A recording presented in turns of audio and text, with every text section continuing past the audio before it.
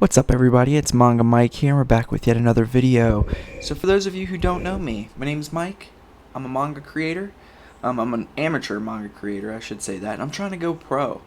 I would really enjoy it if you subscribe to the channel so you could follow me along my journey, but I also like to do things like little tips and hints on writing and art and stuff like that. So hopefully you get enjoyment out of those kinds of videos because that's what I do. In today's video, we're going to be talking about how to write adults in your shonen manga. Let's get started.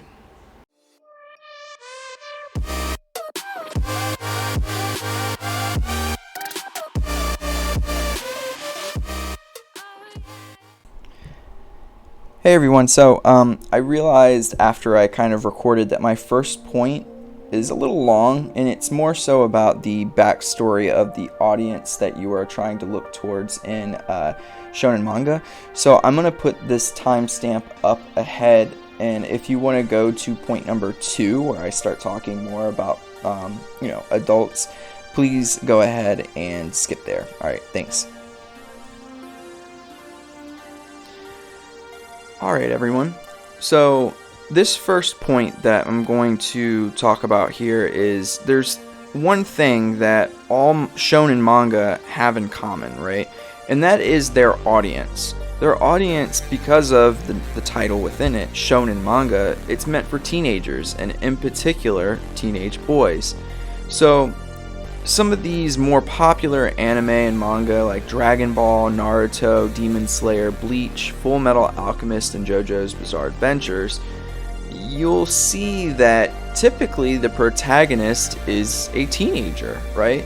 So the exception here is Dragon Ball, right? Because you go into Dragon Ball Z, which is arguably the more popular or the most popular portion of this entire series. If you look at Dragon Ball Z, and Dragon Ball Super, the main protagonist is actually Goku, and he's pretty much an adult in Dragon Ball Z, right? So there's a couple of points that I want to make very clear here. And the first is that we actually don't just get an adult Goku, right? We get to see Goku progress through childhood in the original Dragon Ball series, right? So that's number one. And then number two, in Dragon Ball Z, even one of the most popular sagas within that was actually the Cell games, and this is at least partially because the protagonist actually kind of switches during this particular saga. The protagonist goes from Goku to Gohan, right? And I think that a piece of that rise in popularity in this particular saga was because now you have Gohan, who is a teenage boy who is now kind of taking the lead role in this series, right? And in fact, Dragon Ball Z was meant to follow Gohan, and people, I think, were actually enjoying that. It was just that Akira Toriyama just decided that Gohan wasn't the right character for the job, so he went back to Goku. So, all the other series, though, you can see have teenagers as the main protagonist. So you have Naruto, right? And then in Demon Slayer you have Tanjiro. In Bleach you have Ichigo. Full Metal Alchemist you have Ed and Alphonse. And then in JoJo's Bizarre Adventures, I mean, throughout the entirety of it, each one of them is arguably around teenagers or very young adult. But the most popular one is the third part. Or the most popular character, I should say, is Jotaro of the third part, right? So this doesn't mean that you can't have an adult as your main character, but what it does mean is that you risk not having that character be as relatable as you might like. So I wanted to put that point out first, and now we're going to go into how to actually write adults. Number 2, the guide. So this is the first way that you can write an adult within a shonen manga, and that is to have the adult be the guide to the main protagonist's success or progress, right? So it can be a master, a sensei, or just an overall mentor.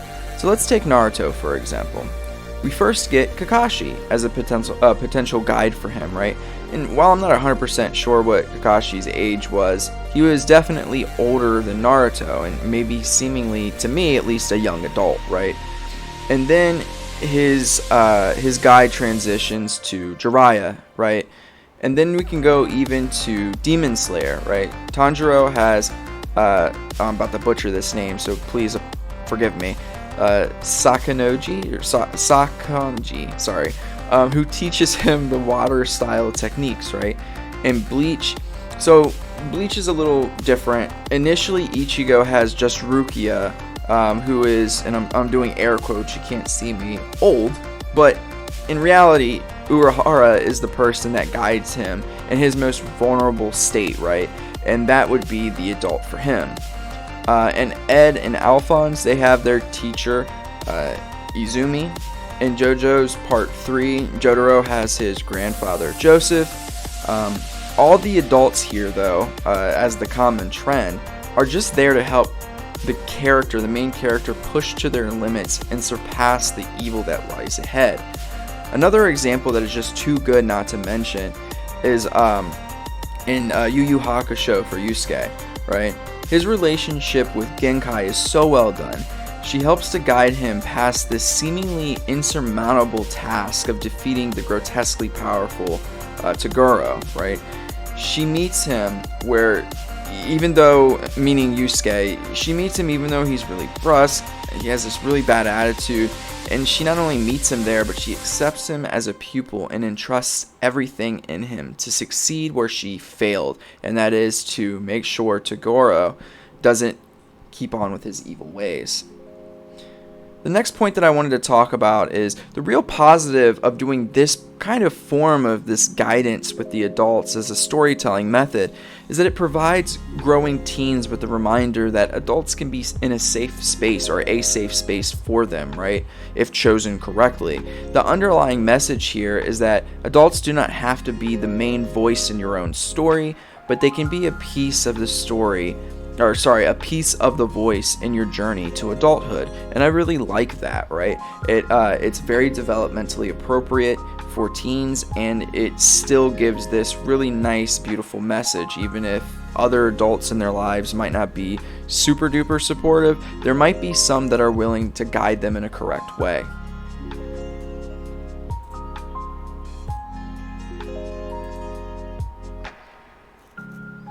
Number 3, the parent. So parents can have a few different roles in manga. The first and most typical is an active or absent parents, right? For a lot of teens, developmentally, it's the time for them to go through their process of individualization.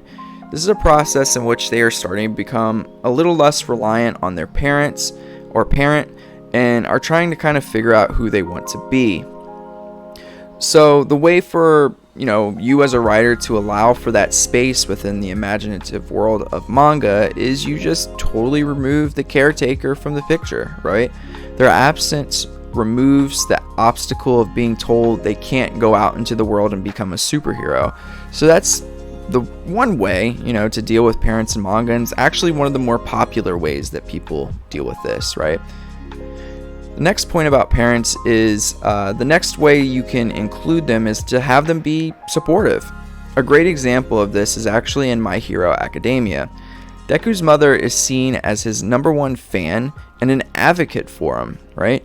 She is both concerned for his well-being and pushing for him to be the best version of himself. For some teens, this might be something that they can relate to. A mother, father, or parent who helps them realize their true selves. For others, it can be seen as the exact opposite of what they currently have. When it's the latter, you typically will have two possible outcomes for your audience. Either the reader will be, attached to the parental figure and can get reprieve in fantasizing about a caring adult in their life, or they can be turned off by the manga and not feel like the character is relatable at this point. The good thing about a longer manga, though, is that you can display different characters within different relationships of having parental figures, right?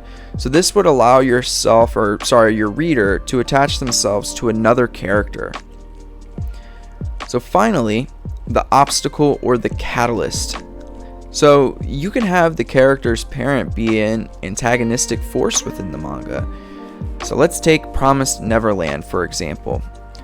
Just for those of you who might not be super familiar with this story, all the children in this story who are the main characters are orphaned, and in this orphanage, the caretakers are raising these children like livestock for a race of gigantic human-eating demons. So you have this kind of push and pull though. They are seemingly, the parent figures in this particular manga are seemingly loving at first, right? But there's an obstacle, right? They are kind of creating this situation in which they are these really horrible human beings, right? Even if they are doing it for the good of the human race, it's still very grotesque. So parents can be so bad that it pushes the main character towards a drastic measure, right? Whether that be, I don't know, joining a league of superheroes to find a new family, or becoming an antagonist themselves. So there are a few ways that parents can be used within your stories, and I hope that this gave you a little bit of an idea of how that can be utilized.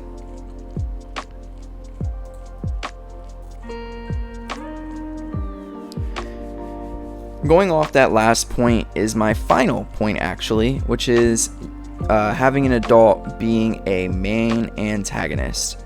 So adults can be suited very well actually to be a main antagonist for your protagonist. The reason why this is successful in manga is because teens are either overtly or subliminally rebelling against adults. Again, this is natural, right? It's a natural part of the developmental process. We all go through it. But having a main antagonist be a full-blown adult helps to feed into the imagination of your audience. Being able to witness a teen fight and beat an adult counterpart allows for a release that is both safe and developmentally pleasing. Let's look at some of the examples from the manga I chose earlier. In Bleach, the main antagonist of the extraordinarily popular Soul Society arc ends up being Aizen, but along the way Ichigo fights characters from a whole variety of ranges of age, going from late teens to adult. So we have Ikaku, Renji, Kenpachi, I always say this name wrong, so forgive me, but Byakuya, so hard for me to say. Then briefly Aizen. Those are all of his fights. Jotaro's adventures lead him to eventually fighting Dio, who's much older, right? Naruto faces a slew of both teenage and adult antagonists. You have Madara, Orochimaru, Pain, Gaara, and this actually leads me to another point, right? One thing to note about these antagonists and stories for manga is that the ones who are around the same age as your protagonist, they often become an ally of the protagonist later down the road. Whereas the older antagonists often die, disappear, or become a problem again at another time. It also fits with the common theme we've been talking about in regards to developmental capacity of teens, right? They often have significant fights with peers, but are able to kind of befriend them or tolerate them later. So that was it. I do hope that this was really helpful for you. This is a really cool topic. I don't think it's been touched upon too much. So hopefully it was super helpful. But yeah, until next time, I'm Manga Mike, and I'm out.